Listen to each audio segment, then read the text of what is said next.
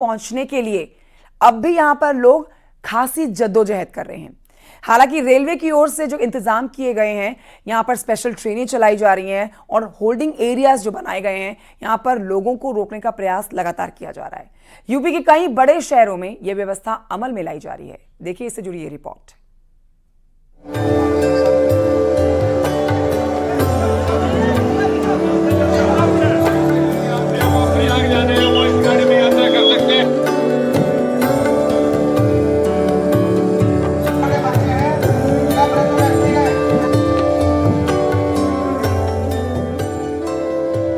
प्रयागराज में चल रहे महाकुंभ में अब तक 54 करोड़ से अधिक श्रद्धालु स्नान कर चुके हैं, तो वहीं दूसरी तरफ श्रद्धालुओं की संख्या अब भी कम होने का नाम नहीं ले रही। लगातार प्रयागराज जाने वालों की संख्या में इजाफा हो रहा है। यही वजह है कि रेलवे ने कुंभ स्पेशल ट्रेनें चलाई हैं। कानपुर सेंट्रल स्टेशन से लगातार ट्रेनों का संचालन किया जा रहा है। कुंभ को लेकर स्पेशल ट्रेन चलाई जा रही हैं और लगातार ये चलाई जा रही हैं। इस वक्त एक स्पेशल ट्रेन देखिए सामने खड़ी है। यात्रियों को कोई असुविधा ना हो, धक्का मुक्की ना करनी पड़े, क्योंकि जिस प्रकार से कुंभ स्पेशल ट्रेनें चलाई गई हैं तो कानपुर की संसद देख सकते हैं अधिकारी खुद निरीक्षण कर रहे हैं, एक एक करके यहाँ पहुँच रहे हैं। अगर अब स्नान की बात की जाए, देखिए आखिरी महाशिवरात्रि का स्नान किया था, तो ये 26 फरवरी को उसको लेके हमारे SSI सर क्या देख रहे हैं, कैसे टीम को देख रहे हैं, कितनी ट्रेन चले बताइए। यात्रियों की सुविधा का हम लोग विशेष ध्यान दे रहे हैं और यात्रियों की संख्या के अनुरूप हम लोग समय समय पर स्पेशल गाड़ियां चला रहे हैं।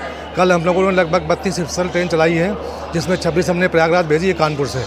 इसलिए किसी भी यात्री को किसी तरह की असुविधा न हो, ये विशेष ध्यान दिया रहा है। और हमारे परिचालन विभाग के सक्षम अधिकारियों का निर्देश है कि यात्रियों की सुरक्षा का विशेष ध्यान दिया जाए और यात्रियों की आवश्यकता के अनुरूप मुहैया कराया जाए। देखिए अभी ये स्पेशल ट्रेन लगी हुई है और स्पेशल ट्रेन के 4 रैक हमारे पास और रिजर्व में खड़े हुए हैं, जिसको सक्षम अधिकारी ने अलर्ट किया है। लगभग दर्जन भर ट्रेन रोजाना कानपुर से प्रयागराज कुंभ के लिए भेजी जा रही है। कुछ ट्रेनों को रिजर्व भी रखा गया है। जहां एक तरफ स्टेशन में भक्तों की भारी भीड़ देखने को मिल रही है, दूसरी तरफ रेलवे ने भी पर्याप्त व्यवस्थाएं कर रखी हैं।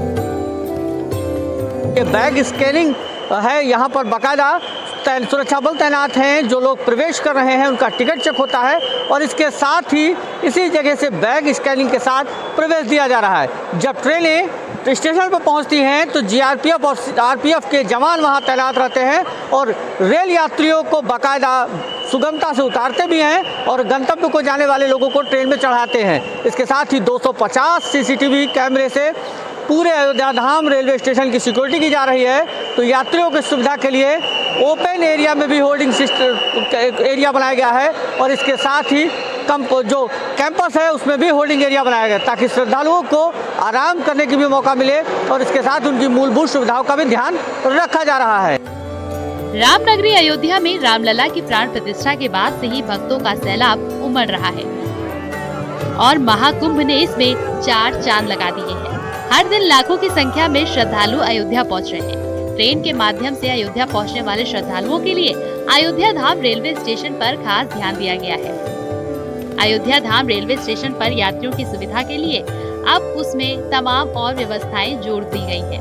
रामनगरी में इस समय प्रतिदिन 10 लाख से ज्यादा श्रद्धालु आ रहे हैं। श्रद्धालुओं के लिए होल्डिंग एरिया बनाया गया है।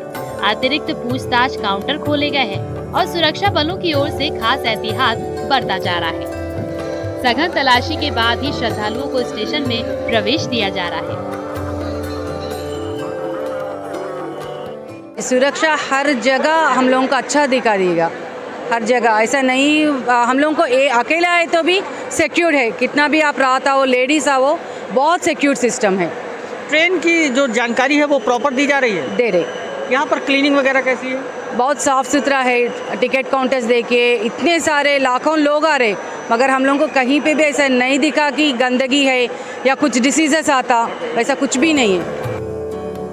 भदोही जिले के ज्ञानपुर रोड रेलवे स्टेशन पर आने और जाने वाली ट्रेनों में श्रद्धालुओं की भारी भीड़ देखने को मिल रही है। हालांकि रेलवे स्टेशन पर सुरक्षा के पुख्ता बंदोबस्त किए गए हैं। भीड़ का दबाव न बढ़े, इसको लेकर रेलवे पुलिस बल तैनात है और प्रयास किया जा रहा है कि रेलवे स्टेशन पर किसी तरह की कोई अप्रिय घटना न हो। लेकिन बड़ी संख्या में श्रद्धालु महाकुंभ की तरफ जा रहे हैं।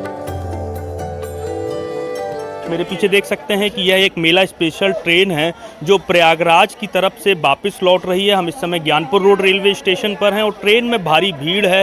बड़ी संख्या में जो श्रद्धालु हैं वह ट्रेन में मौजूद हैं। भीड़ अत्यधिक है, लेकिन जो रेलवे पुलिस की व्यवस्थाएं हैं वह बहुत अच्छी हैं। बाकायदा रेलवे स्टेशन पर सुरक्षाकर्मी तैनात किए गए हैं, क्योंकि जिस तरह से दिल्ली की घटना हुई उसके बाद रेलवे पुलिस काफ़ी सतर्क है और रेलवे पुलिस के द्वारा जो व्यवस्थाएं हैं वह बहुत अच्छी की गई हैं। आपको बता दें कि महाकुंभ भले ही आखिरी पड़ाव में चल रहा हो, लेकिन जो श्रद्धालुओं का तांता है वह टूटने का नाम नहीं ले रहा। बड़ी संख्या में जो है श्रद्धालु महाकुंभ की तरफ जा रहे हैं। ये बताइए कि क्या कहेंगे रेलवे की इस बार की जो व्यवस्थाएं हैं उसको लेकर? पर्व तो ये महापर्व है, महाकुंभ है, इसमें लोग श्रद्धा की डुबकी मारने के लिए जा रहे हैं। लेकिन सरकार की व्यवस्थाएं बहुत अच्छी है, जो कि आने जाने के लिए ट्रेन की सुविधाएं तत्काल मिल जा रहा है और समय समय पर हर प्रति आधे घंटे के बाद आपको ट्रेन की सुविधा मिल जा रही है। आप स्नान करके लौट रहे हैं? हाँ, स्नान करके हम कुंभ से लौटे हैं, रात को निकले हैं, अभी हम आ गए हैं ज्ञानपुर। तो बिल्कुल ये महाकुंभ से लौटने वाले श्रद्धालु हैं जिनका कहना है कि रेलवे पुलिस और रेलवे के द्वारा बहुत अच्छी व्यवस्थाएं की गई हैं।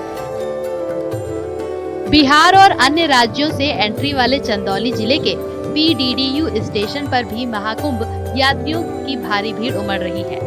महाकुंभ जाने और आने वाले श्रद्धालुओं से स्टेशन परिसर भर गया है। ट्रेनों में दाखिल होने के लिए श्रद्धालुओं को जद्दोजहद करनी पड़ रही है। लोगों को इमरजेंसी विंडो से ट्रेन में दाखिल होना पड़ रहा। वीकेंड के बाद महाकुंभ से लौटने वालों की संख्या ज्यादा हो गई है। जिनका रिजर्वेशन है उनको भी परेशानी का सामना करना पड़ रहा है। GRP, RPF और चंदौली पुलिस की टीमें भीड़ को काबू करने में जुटी हुई है और तस्वीरों पर आपको दिखाने का प्रयास करते हैं कि किस तरह लोग यहाँ अभी भी जमे हुए हैं। रात से ही ये स्थिति है और पिछले 15 दिन से लगातार भीड़ पंडित दीनदयाल उपाध्याय स्टेशन आ रही है। चूँकि ये एक होल्डिंग स्टेशन की तरह काम कर रहा है, यहाँ पर प्रयागराज से स्नान कर लोग लौट रहे हैं और अपने गंतव्य तक जाने के लिए, अपने घर तक जाने के लिए ट्रेन पकड़ते हैं। तो दूसरी तरफ यहीं से स्पेशल ट्रेनें भी प्रयागराज के लिए चलाई जा रही है। आपको बता दें कि भीड़ की स्थिति ये है कि रोज 3 से 4 लाख लोगों को उनके घर भेजा जा रहा है। श्रद्धा और भक्ति के समागम में लोगों की भीड़ फिलहाल कम होती नहीं दिख रही। लोगों के उत्साह को देखते हुए 26 फरवरी तक ये सिलसिला ऐसे ही जारी रह सकता है। महाकुंभ में हर रोज श्रद्धालुओं की भीड़ बढ़ती जा रही है। ऐसे में भीड़ के नए रिकॉर्ड भी बन रहे हैं। Bureau report, news 18।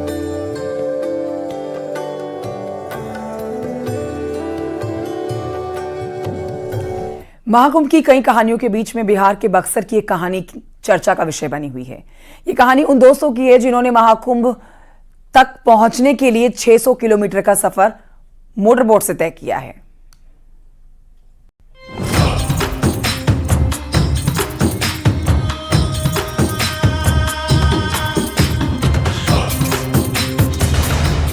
बक्सर के 7 दोस्तों ने कायम की मिसाल।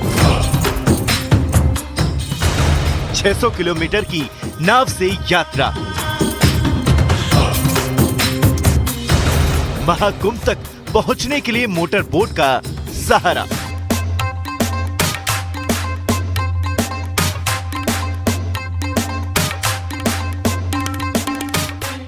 जिस वक्त महाकुंभ पहुंचने के लिए लोगों को बेहिसाब संघर्षों का सामना करना पड़ रहा है, उस वक्त बक्सर से आई इस कहानी ने लोगों का ध्यान अपनी ओर खींच लिया है।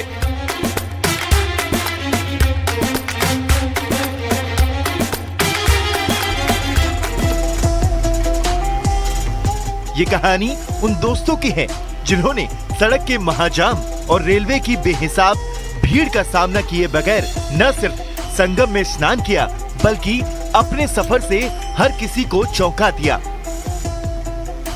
बक्सर के रहने वाले कुछ दोस्तों ने प्रयागराज महाकुंभ में जाने के लिए नाव का सहारा लिया। नाव में बाज़ाब्ता इन लोगों ने इंजन लगाया और नाव से पर सवार होकर के ये सभी दोस्त प्रयागराज कुंभ के लिए निकले और अब ये स्नान करके बक्सर पहुंच चुके हैं। सभी दोस्तों ने बताया कि सबसे पहले प्लान बना कि ये सभी लोग ट्रेन से प्रयागराज महाकुंभ जाएंगे, लेकिन ट्रेन में जिस तरह से भीड़ बढ़ी थी, फिर इन लोगों ने बताया कि सभी सड़क मार्ग से सोचे प्रयागराज कुंभ जाने के लिए, लेकिन महाजाम के चलते ये सभी नहीं निकल पाए प्रयागराज कुंभ महाकुंभ के लिए। उसके बाद इन सभी लोगों ने प्लान किया है कि बोट नाव पर इंजन के बांध करके और उस नाव के सहारे हम लोग महाकुंभ के लिए निकले।